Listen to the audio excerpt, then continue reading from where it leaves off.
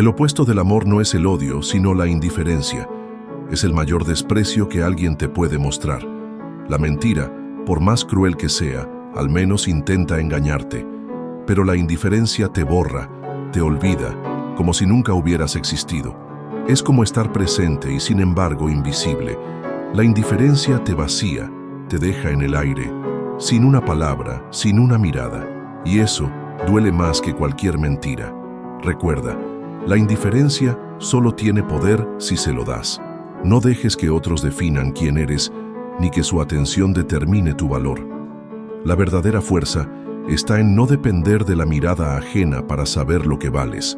Como dijo Friedrich Nietzsche, el que lucha con monstruos debe tener cuidado de no convertirse en uno.